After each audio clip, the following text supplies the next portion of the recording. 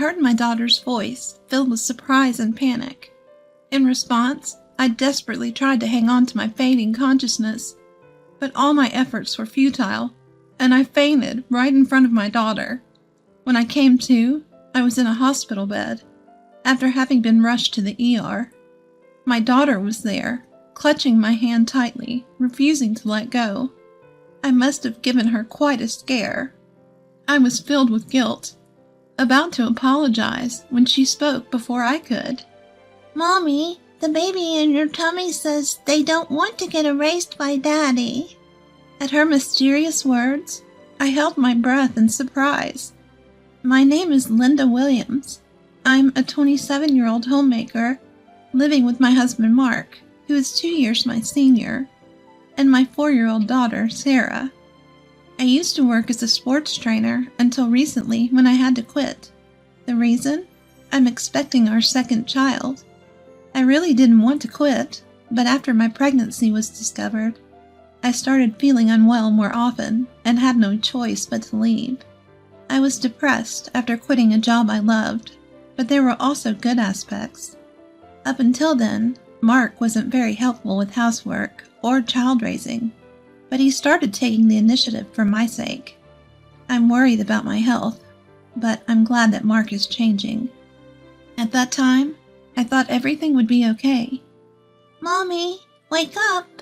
It's morning." When I woke up to Sarah's innocent voice, it was 7 a.m. The school bus for Sarah's daycare arrives at 7:30 a.m. I jumped up in a hurry. "Shoot, Sarah, we need to get ready quickly." "What's wrong?" "We overslept. If we don't hurry, the bus will be here." While rushing my confused Sarah and leaving the room, I realized that I hadn't seen Mark anywhere. He usually leaves around 7:15 a.m., so he should still be at home. Maybe he's downstairs. Maybe he's having breakfast. Although a little annoyed that he didn't check on us, I headed for the stairs. That's when it happened. I slipped, and I felt a momentary sensation of being thrown into the air. "I'm going to fall!" Instinctively reaching out for the handrail. I managed to grab onto it and prevent myself from tumbling down the stairs. Oh, that was close. I put my hand on my stomach immediately, but I didn't hit it, and it doesn't hurt. Just as I breathed a sigh of relief, Sarah, looking pale, rushed over. "Mommy, are you okay?" "I'm fine, honey. Sorry for scaring you." Regaining my footing, I embraced Sarah. Then, Mark, who must have noticed the commotion, rushed over from downstairs. "What happened?" "I slipped and almost fell down the stairs." "Whoa, be careful." "I'm sorry, but it was like the floor was slippery." "What?" "And the floor seems to be cleaner than usual. I hadn't noticed until now, but the wooden floor in the hallway was sparkling, as if someone had polished it." Then Mark said in a flustered manner, "Oh, right. I waxed the floor last night." "Wax? Why would you do that all of a sudden?" "I noticed it while cleaning the floor, but I guess I got a little too excited. I'm sorry." "Oh, I see." I was surprised by the idea of him waxing the floor, which was something he had never done before. But he had been doing a lot of housework recently, so perhaps he had started noticing the little things. Once men start paying attention to details, they just can't stop, can they? Even though I found it a bit strange, I decided not to worry about it. A few days later, on a Sunday, Mark had to go to holiday work, so I decided to take Sarah to the park, just the two of us. Before, I would run around and play with Sarah, but I can't do that now.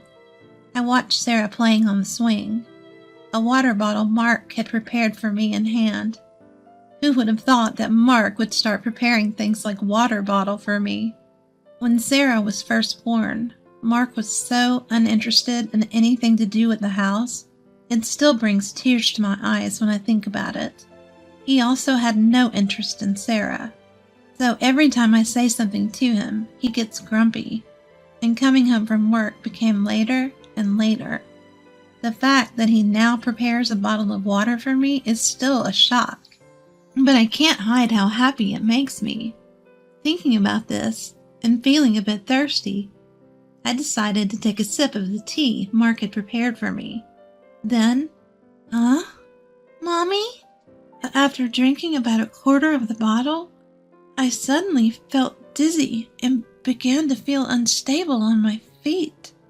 I grabbed onto the fence of the swing for support, but even then I could feel my strength fading, and it became increasingly difficult to stand. Mommy, what's wrong? Mommy. Hearing Sarah's surprised and worried voice, I desperately tried to hold on to my fading consciousness. If I faint here, I'll leave Sarah alone. But even with this thought, I fell right there while protecting my stomach. When I came to, the first thing that hit my eyes was a stark white ceiling.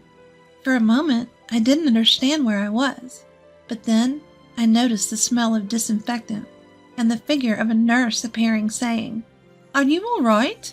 I realized then that I was in a hospital. At the same time, I thought of Sarah.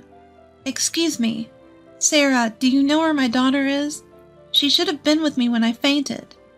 I sat up and asked the nurse. She said, "Ah," and seemed to understand immediately. Maybe trying to reassure me, she smiled at me. "She came to the hospital in an ambulance with you. She should be with your husband now." "My husband?"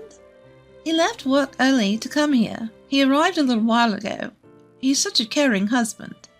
The nurse said that she would go and call them, and then left the room. Feeling relieved that Sarah was not alone, my head started to spin again, and I collapsed on the bed.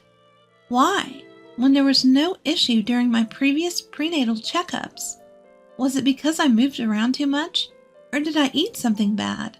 As these thoughts spun around in my head, I suddenly remembered the tea from the water bottle that I had drank just before I fainted. Come to think of it, that tea. Just as I thought about this, the door opened, and the nurse, a doctor, Mark, and Sarah came in. Mommy! "Sarah, I'm glad. I'm sorry for leaving you alone." I'm okay, but what about Mommy? Are you okay, Mommy? "Yeah, I'm all right now." As I patted the head of Sarah, who had rushed over to me, the doctor smiled next to me.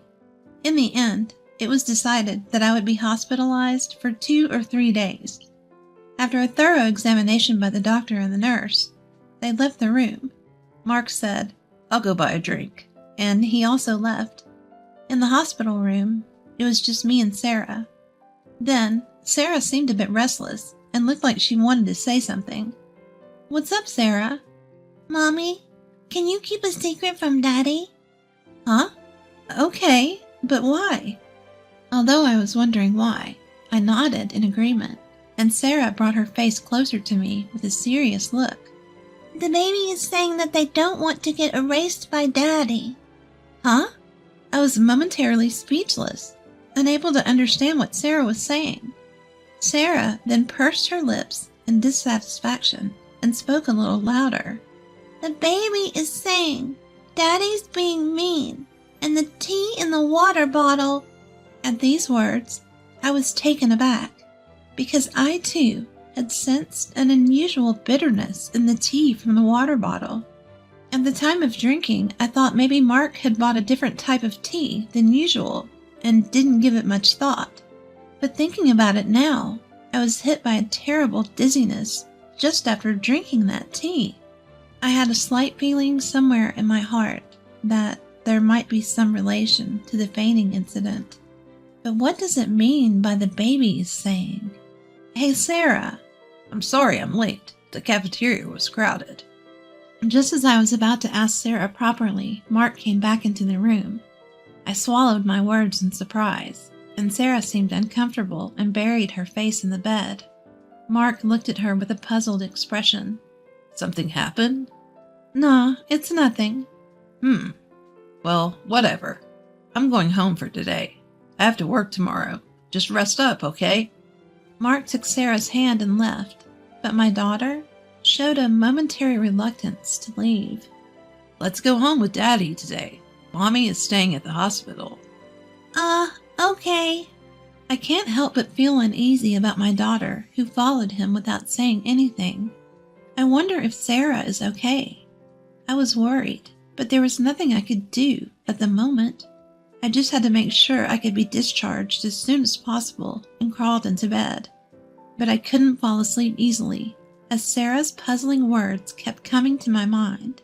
3 days later, I was allowed to discharge. As my husband was working, my friend Kimberly came to pick me up. Kimberly was a friend from the same gym I worked at. She has been looking after me since I quit due to my health condition. I was shocked to hear you had fainted, but you seem to be doing much better than I thought. I've been sleeping so well in the hospital that I feel much better. I'm glad. I was worried because you're pregnant. While having such a conversation in the car heading home, I felt a bit uneasy inside. I had been constantly feeling sluggish and heavy-headed, but the discomfort improved in just a few days. The only unusual things I had done during that time were taking a break from housework and childcare and eating a balanced diet in the hospital. Upon thinking that, I suddenly realized something. So that means I didn't eat Mark's cooking yesterday. I remembered there had been several oddities since Mark started doing housework. Aside from almost slipping on the wax, there were other things that bothered me. For instance, things were placed in spots where they usually aren't, causing me to trip. Or the time I was told the shower was ready, but it turned out that the hot water tank was empty and cold water came out. Such incidents occurred frequently, especially when cold water came out. I rushed to the hospital out of concern for the baby in my belly, as it was in the winter. Fortunately, there were no problems, but it was a really nerve-wracking event. Of course, I thought these were just mistakes due to Mark's inexperience with housework. However, reconsidering now, each of them seemed to be something that could lead to irreversible consequences if one step was wrong. Linda, we're here. Yeah. Before I knew it, we'd arrived at the house. Seeing my silence, she looked at me with worry. If you're feeling sick, you should say so, okay? Yeah, I will. Well, you should rest for today at least. I'll pick up Sarah, okay? Thank you, I appreciate it. As we got out of the car together, I thought to myself that I should talk to Sarah properly once she's back. In the evening, Sarah returned home with Kimberly. She even bought some deli food for dinner and said, "Call me if anything happens," before leaving. She was like a superhero. I silently jumped for joy in my mind. Having dinner with the deli food that Kimberly bought, I felt unusually well, so I decided to talk to Sarah again. "Can we talk a bit more about the other day?" I asked, and Sarah nodded seriously. "Can you talk to the baby in my belly, Sarah?" "Yes." Sarah nodded firmly. It was hard to believe, but I felt that there was no falsehood in her words. "Then can you tell me again what the baby is saying?" "Well, the baby is scared of Daddy." "Why?" "Daddy is trying to hurt us on purpose and separate Mommy and the baby. So the baby is clinging to Mommy with all his might." I was at a loss for words at this revelation. Her words, though clumsy, connected the dots I'd been feeling. Everything that felt off might have been deliberately planned to harm the baby. Feeling this, I shivered. "Mommy, what's wrong? Are you in pain?" "Sarah, I'm sorry. I'm okay." Seeing Sarah's tearful face, I hastily embraced my little girl. And I made a decision, in secret. I have to find solid evidence, or no one will believe this. The next day, after watching my husband leave for work, I pulled something out of the back of the closet. It was a baby monitor we used when Sarah was an infant. If this reveals what he's doing, if it showed what I feared. The thought was so frightening, but if it showed nothing, that would be okay too. With a small hope in my heart, I hid the camera behind a houseplant. Then, a few days later, I mustered up the courage to check it. I can't believe this. It's too awful. What was captured there was something unimaginable, enough to shatter my small hope. And then I made up my mind. I absolutely won't forgive this. A week or so had passed since I saw the footage. I left my daughter, Sarah, at my parents' home earlier in the day. Then, I tidied up the entire house and prepared a perfect dinner before Mark came home. Mark, who finally came home, was surprised to see the lavish meal set on the table. What's going on? I could have made dinner. I can't let you do anything dangerous anymore. Huh? What? What do you mean? I didn't miss the flash of caution in his eyes. I mean exactly what I said. What have you been feeding your pregnant wife all this time? I don't get it at all. My health has improved significantly since I stopped eating your cooking for the past week. What's that supposed to mean? I had pretended to eat my husband's cooking and threw them all away. When I told this to my husband, he was slightly shaken. Also, when I checked around the house, I noticed the non-slip pad under the rug was missing, and the anti-tip device on the bookshelf next to the bed was removed. I got goosebumps when I found these. These weren't just targeted at our baby. It implied I was also a target. When I glanced at Mark, his mouth was twitching as he tried to force a smile. Now that I think about it, there was a time when body wash had spilled on the bathroom floor after shower, and things fell from shelves. If I'd fallen and hit my stomach, it would have been a disaster. Those are just coincidences, right? Maybe I just made a little mistake. I thought so too, until I saw this. I thrust my phone in front of his face, and when I played the footage recorded on the baby monitor, there was Mark talking on the phone with someone, and his voice was clearly recorded. I get it, but it's not going as planned. It's surprisingly hard to make a person disappear in an accident. Well, two people. It would be best if the baby in the belly could disappear too. Those words from the video sent chills down my spine no matter how many times I hear them. Watching Mark, he was shaking minutely and trembling in silence. Despite being wary, I continued to speak. The person on the phone is a woman, isn't it? Once I'm gone, you're talking about doing this and that. Things too disgusting to even mention.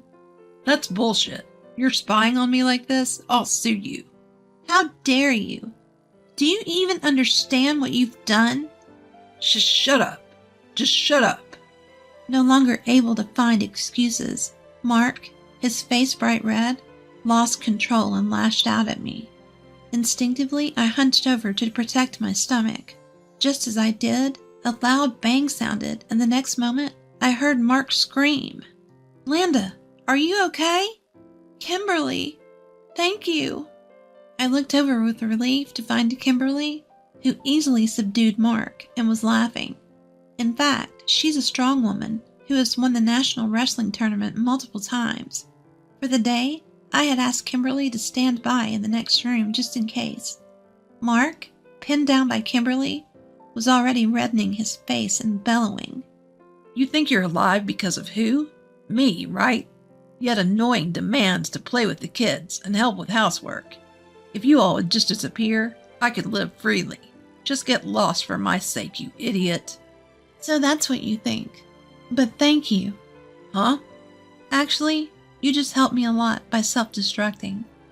Saying so, I thrust my phone, which was in call mode, in front of Mark. The call was to 911. Actually, it had been in this state for a little while before, so all of Mark's words had gone straight through to the police. Please, not the cops. Mark was struggling to escape, but Kimberly had him firmly pinned down and he couldn't move. I'm sorry, I was wrong. Please, I apologize, forgive me. That's not something you can get away with just by apologizing. What you were about to do? Don't say such things. While Mark was thrashing around, the sound of several footsteps and a voice saying, "We're coming in," echoed, and the police officers entered through the door that was already unlocked. And in no time, Mark was taken away. Even on his way, Mark was pathetically clinging to me and pleading like, "Help me." A subsequent investigation revealed the plan by Mark and his mistress. The objective was to eliminate me, who was in their way, so they could be together. Even if they failed to get rid of me, they were contemplating a story that the loss of our child due to my carelessness would lead to divorce. Moreover, if they could blame it on me, they thought they could claim compensation at the time of divorce. The sheer audacity of it all leaves me speechless. But even now, when I think about what could have happened, if I hadn't noticed anything, it still sends chills down my spine. Mommy, the baby is happy. She says she can always be by your side. When I went to pick up Sarah, she said that right away. Yes, I'm so glad. It's all thanks to you.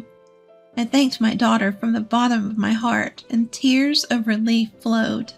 Mommy, why are you crying? The baby is looking forward to meeting you. I'm also very excited. About a month after Mark's arrest, our divorce was finalized. And a few months later from that, I gave birth to a healthy baby girl.